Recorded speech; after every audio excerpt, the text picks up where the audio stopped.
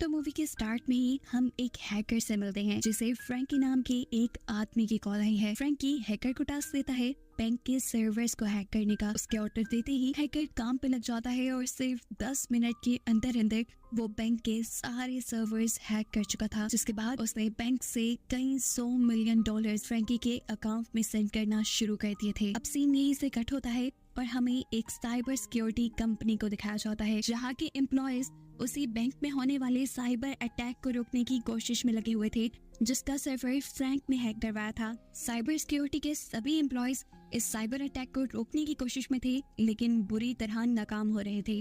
कोई भी हैकर के कोड्स को ब्रेक नहीं कर पा रहा था और ऐसे हर गुजरते मिनट के साथ बैंक के अकाउंट में से लाखों डॉलर्स माइनस हो रहे थे, यानी निकल रहे थे। अब हम साइबर सिक्योरिटी कंपनी के चीफ को देखते हैं जो कि कोई और नहीं बल्कि फ्रैंकी ही है। यानी कि फ्रैंकी ने खुद अपने ही क्लाइंट बैंक के सर्वर को हैक करवाया था, वो भी किसी दूसरे एम्प्लॉय के जरिए, यानी अपनी कंपनी के एम्प्लॉय के जरिए नहीं। कंपनी के सारे एम्प्लॉयज इस चीज से बेखबर हैं कि उसका बॉस इस सब में इन्वॉल्व है। वो लोग मेहनत कर रहे थे कि किसी तरह इस साइबर अटैक को रोका जा सके और जब ये सब लोग हार मान जाते हैं तो फिर ये लोग बुलाते हैं केविन को। केविन समझ ले उनके सॉफ्टवेयर का बादशाह था और इस टाइम अपनी बेटी के हार्ट सर्जरी के सिलसिले में छुट्टियों पे था, लेकिन ऑफिस से ये इमरजेंसी कॉल आते ही वो फौरन ऑफिस पहुंचता है। ऑफिस पहुंचकर वो दिखता है कि सिचुएशन बहुत खराब है। तभी साइबर अटैक को रोकने की कोशिश कर रहे हैं लेकिन कोई भी कुछ नहीं कर पा रहा क्योंकि बैंक का सर्वर पूरी तरह हैकर के कंट्रोल में था। केविन भी शुरू में ऐसे ही कुछ कोडिंग्स के जरिए इस हैकिंग को रोकने की कोशिश करता है लेकिन जब वो इसमें नाकाम हो जाता है तो फिर वो अपना एक नया सिस्टम उनके सर्वर में इंस्टॉल करता है।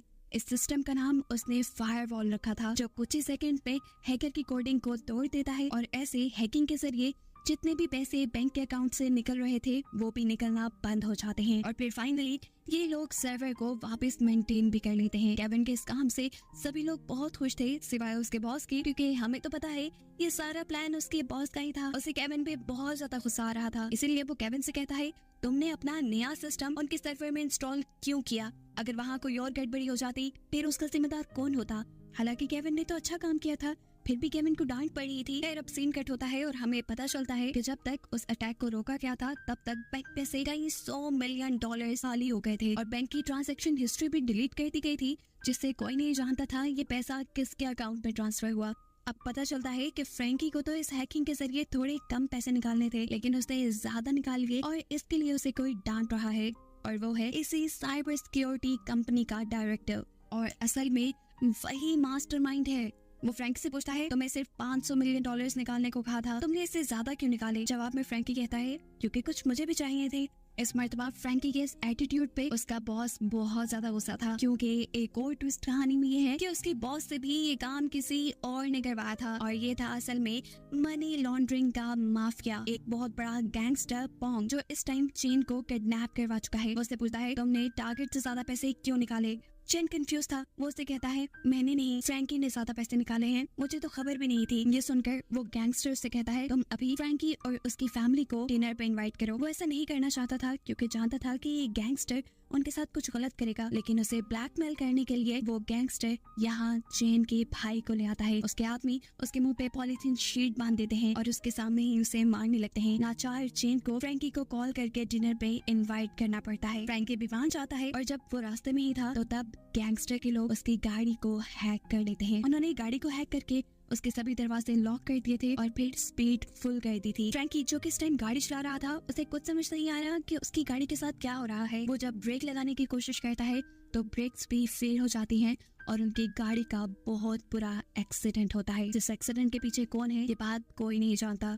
दुनिया वालों को ये एक नॉर्मल एक्सीडेंट लगा जिसमें फ्रैंकी की फैमिली मारी गई। उनकी गाड़ी में आग लग चुकी थी और पूरी फैमिली जल रही थी। इसी चीज की वीडियो वो गैंगस्टर चेन को दिखाता है और धमकी देता है कि अगली बार जरा सी भी गलती हुई तो अपने अंजाम के जिम्मेदार तुम खुद होगे। वो अब घबरा चुका था क्योंकि उसे पहले आइडिया नहीं था कि उसने कितने गलत आदमी के साथ अपनी लालच में ये काम शुरू कर दिया था। खैर अब तो वो फंस चुका था, जैसा ही गैंगस्टर कहता उसने वैसा ही करना था। इसीलिए ऑफिस जाकर अब वो केविन को फ्रैंकी की जगह पर प्रमोट कर देता है। साथ ही फ्रैंकी को कंपनी की तरफ से एक घर और गाड़ी भी गिफ्ट की जाती है। अगले सीन में हमें दिखाया जाता है कि केविन अपने ही ऑफिस के एक एम्प्लॉय से बात कर रहा था। वो एक मुश्किल में फंसा हुआ था, उसकी बेटी का स्कूल में एडमिशन नहीं हो रहा था और स्कूल वाले $5 मिलियन मांग रहे थे जो उसके पास थे ही नहीं। इसलिए वो सोचता है क्यों ना वो स्कूल का सर्वर हैक करके अपनी बेटी का नाम वहाँ एडमिशन लिस्ट में डाल दे। लेकिन ये गैर कानूनी था। वो इसे शुरू भी करता है लेकिन फिर दरमियान में ही रोक देता है। अभी वो ये सारे काम कर ही रहा था कि अचानक उसने देखा कि उसके अकाउंट में $5 मिलियन आ गए।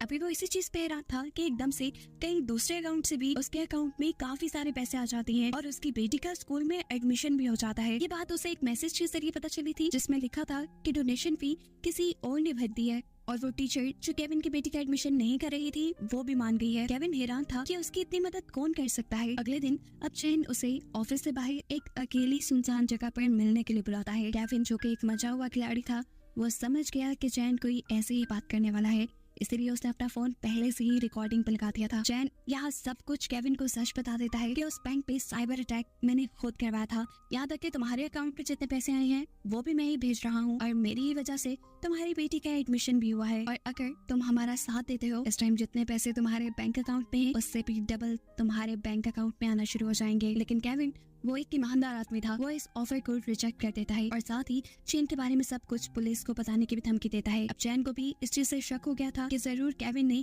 कोई सबूत इकट्ठा करने के लिए रिकॉर्डर अपने पास रखा होगा। वो फौरन ही उसकी पॉकेट से उसका मोबाइल निकाल कर बाहर फेंक देता है। ऐसे चैन के खिलाफ जितने भी सबूत उसके पास थे वो सारे पानी में चले गए। इसके बाद चैन उससे कहता है तुम्हें क्या लगता है हम तुम्हारे बारे में कुछ नहीं जानते, पहले तुम जो थे हमें पता है, थोड़े से पैसों के लिए तुम जेल भी जा चुके हो। केविन जवाब में कहता है हाँ वो सब मैंने ही किया था लेकिन अब मैं वैसा नहीं रहा। ये सब कहकर केविन वहाँ से चला जाता है। अभी वो रास्ते में ही था कि उसे पुलिस ने रोक लिया। पुलिस वाले उसे पुलिस स्टेशन ले जाते हैं और उसके साथ इन्वेस्टिगेशन शुरू की जाती है क्योंकि पुलिस को पता चल गया था कि पिछले ही दिन उसके अकाउंट में बहुत सारी ट्रांजैक्शन हुई थी। वो केविन से पूछता है बताओ तुम्हारे अकाउंट पे इतने पैसे किसने भेजे, क्या उस साइबर अटैक के पीछे तुम खुद हो? यहाँ केविन पुलिस से झूठ नहीं बोलता, सब सच बता देता है कि हाँ मेरे अकाउंट पे पैसे ट्रांसफर हुए हैं लेकिन इसके पीछे मैं नहीं हूँ, मुझे फंसाया जा रहा है। लेकिन पुलिस वाले उसकी बात क्यों मानते? तब केविन उनसे कहता है मैं इनोसेंट हूँ, इस टाइम मेरे पास इस चीज का प्रूफ नहीं है लेकिन अगर आप मुझे थोड़ा सा वक्त दें तो मैं ये प्रूफ भी आपको दिखा दूंगा और साथ ही मैं इस केस को रिजॉल्व करने में आपकी भी मदद करूंगा और ये पता चला कर दूंगा कि आखिर इस साइबर अटैक के पीछे था कौन। पुलिस उसकी ये डील मान जाते हैं जिसके बाद अब केविन अपनी ड्यूटी पर लग जाता है और पिछले हुए साइबर अटैक की सारी इंफॉर्मेशन इकट्ठी करने लग जाता है, वो भी अपने ऑफिस से। इसी सब के दौरान हम देखते हैं कि चैन ने अब पहले वाले ही हैकर से कांटेक्ट किया है क्योंकि वो एक नया साइबर अटैक करवाने वाला है जिसमें हैकर को एक दूसरे बैंक को हैक करके वहाँ से $2 मिलियन लूटने थे। अब क्योंकि इस टाइम केविन भी ऑफिस में था उसे ये बात पता चल गई कि चैन ने एक दूसरे बैंक के ऊपर हमला करना चाहा है। इस चीज की खबर वो पुलिस को भी कर देता है और खुद भी इस साइबर अटैक को रोकने की कोशिश में लग जाता है। इस टाइम केविन ने एक नया सॉफ्टवेयर भी बनाया हुआ था जिसको बैंक के सर्वर में इंस्टॉल करने पर न सिर्फ वो बैंक की हैकिंग रोक पाता है बल्कि वो सारी इन्फॉर्मेशन भी कलेक्ट कर लेता है कि कहाँ से उस बैंक के सर्वर को हैक किया जा रहा था और पैसे निकाल कर किस अकाउंट में ट्रांसफर होने वाले थे। कि केविन को अब चैन के खिलाफ सबूत मिल गया था और साथ ही अपने बेगुनाह होने का सबूत भी वो ये पुलिस को देता और उसका केस रिजॉल्व हो जाता। वो इसी प्रूफ को लेकर पुलिस स्टेशन जा ही रहा था लेकिन रास्ते में ही उसे गैंगस्टर के लोग पकड़ लेते हैं। वो उसे वैन में बिठाकर कहीं ले जा रहे थे लेकिन केविन भी काफी ताकतवर था। वो यहाँ के सभी लोगों को मारते हुए गाड़ी खोलकर जल्दी से गाड़ी से बाहर निकल आता है और पुलिस स्टेशन आ जाता है। वो सारे सबूत पुलिस को देने ही वाला था कि तभी उसकी वाइफ वहाँ पहुँचती है जिसके पास उसके लिए एक बुरी खबर ये थी कि उसकी बेटी को किडनैप कर लिया गया था। उसकी वाइफ को मैसेज किया गया था कि तुम्हारे हस्बैंड के पास जो भी चैन के खिलाफ सबूत हैं वो सभी के सभी अगर वो डिलीट कर देता है तो तुम्हारी बेटी को जिंदा सलामत वापस कर दिया जाएगा। ऐसे में ना चाहते हुए भी केविन ये सारे सबूत पुलिस को ना देते हुए अपने ऑफिस में जाकर सभी सबूत चैन को दे देता है। इसके बाद वो केविन से कहता है तुम सिस्टम दोबारा रिस्टोर करो, उस बैंक का सिस्टम जैसा पहले था वैसा करो ताकि वो जो इलीगल पैसे निकालना चाह रहा था अपना मिशन वो पूरा कर पाए। उसके कहे के मुताबिक वो काम करने लग जाता है और इस दौरान वो हैकिंग से ही अपनी बेटी का भी पता चला लेता है। उसकी लोकेशन को केविन अपनी वाइफ को सेंड करता है जो रिसीव होते ही उसकी वाइफ अपनी बेटी को बचाने के लिए निकल जाती है। उसकी बेटी को एक अजीब से स्टोरेज एरिया के अंदर एक ट्रंक में रखा गया था। इसकी वजह से उसकी हालत काफी बिगड़ गई थी। वो अपनी बेटी को हॉस्पिटल ले जाती है जबकि अब उसे पुलिस अरेस्ट कर लेती है क्योंकि पुलिस के पास जान गई थी कि फ्रैंकी ने पुलिस के साथ डील तोड़ दी है। उसके पास जितने भी सबूत थे वो उसने पुलिस को नहीं दिए बल्कि अपनी बेटी को बचाने के लिए इस्तेमाल किए। इसी वजह से अब पुलिस ने फ्रैंकी को ब्लैकमेल करने के लिए उसकी वाइफ को अरेस्ट कर लिया। अब इस चीज की खबर जैसे ही फ्रैंकी को मिलती है तो वो भी बहुत ज्यादा परेशान हो चुका था क्योंकि उसकी वाइफ भी अरेस्ट थी, उसकी बेटी बीमार थी और अब उसके हाथ में सबूत भी नहीं थे। अपनी वाइफ को छुड़वाने के लिए उसे अब चैन और गैंगस्टर के खिलाफ दोबारा सबूत इकट्ठे करने थे। इसके लिए वो दोबारा अपने ऑफिस जाता है और फिर चैन के खिलाफ सारे सबूत इकट्ठे करने के लिए उसके फोन को हैक करता है। यहाँ पर उसकी बैंकिंग एप्लीकेशन को खोलने के लिए उसे पासवर्ड चाहिए था जो उसे नहीं मालूम था, इसीलिए वो बैंकिंग एप्लीकेशन को ही हैक कर लेता है, जहाँ से उसे ये बात पता चलती है कि चैन एक अकाउंट से नहीं बल्कि अपने कई फेक अकाउंट बनाकर ये काम कर रहा था। यानी वो इलीगली बैंक्स को हैक करके पैसे अपने डिफरेंट अकाउंट्स में भेजता था। यहाँ तक कि चैन के पास असल जिंदगी में भी बहुत सारे पासपोर्ट थे, यानी वो हमेशा पूरी प्लानिंग के साथ रहता था। अगर कभी भी फंसे तो वो कहीं पे भी निकल के भाग सकता है। अब वो इन्हीं सभी अकाउंट्स की इंफॉर्मेशन निकालने लगता है तो उसे पता चलता है कि ट्रांजैक्शन हिस्ट्री तो चैन ने पहले ही डिलीट करवा दी थी। अब यहाँ से तो वो बुरी तरह हार रहा था, इसीलिए वो उसकी पर्सनल मैसेज इंफॉर्मेशन हैक करता है, जिसके जरिए उसे ये बात पता चली कि वो एक बहुत बड़े गैंगस्टर के लिए काम कर रहा था। सबूत इकट्ठे करने के लिए केविन ने गैंगस्टर के अकाउंट को हैक करना शुरू कर दिया और साथ ही साथ उसके कार के सीसीटीवी को भी हैक कर लिया। वो गैंगस्टर इस टाइम एक गोल्फ कोर्स में था जहाँ पर चैन उसे मारने के लिए आ गया। इस टाइम केविन की किस्मत बहुत अच्छी चल रही थी, उसे चैन के खिलाफ ही तो सबूत इकट्ठे करने थे जो उसके पास थी नहीं, लेकिन चैन ने यहाँ आकर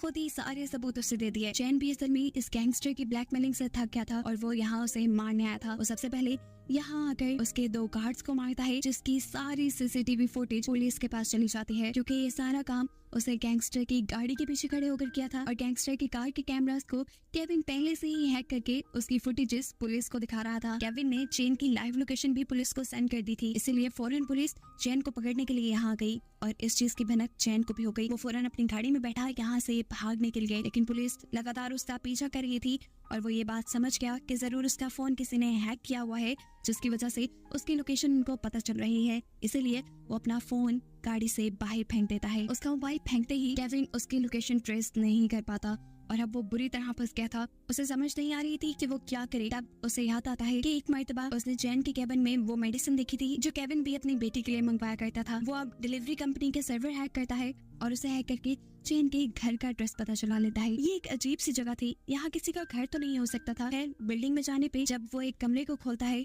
तो वहाँ पे एक बीमार लड़का लेटा हुआ था। ये और कोई नहीं बल्कि चैन का भाई ही था, जिसे मूवी के स्टार्ट में गैंगस्टर ने उसे ब्लैकमेल करने के लिए पकड़ा था। यहाँ फाइनली अब उसके हाथ चैन भी लग गया था। केविन ने फौरन ये लोकेशन पुलिस को भेज दी। चैन भी ये बात समझ रहा था कि किसी भी पल उसे यहाँ पकड़ने के लिए पुलिस आ जाएगी, इसलिए वो यहाँ से भागने लगता है, लेकिन केविन उसे रोकने लग जाता है। उनके दरमियान हाथापाई शुरू हो जाती है, जिसमें चैन केविन को गोली मारने की भी कोशिश करता है, लेकिन बदकिस्मती से ये गोली उसी के भाई को लग जाती है। और अब इससे पहले कि वो ये दूसरी गोली केविन को मार देता, यहाँ पर पुलिस पहुंचकर चैन को अरेस्ट कर लेती है। चैन पकड़ा जाता है और ऐसे पुलिस की मदद करने की वजह से केविन पे लगे हुए सारे इल्जाम खत्म हो जाते हैं, जिसके बाद अब वो एक आजाद जिंदगी गुजार सकता था। उसकी लाइफ बहुत कंप्लीट थी, जिसमें अब वो अपनी बेटी को कोडिंग सिखा रहा है और यही दिखाते हुए बस ये कहानी यही खत्म हो जाती है।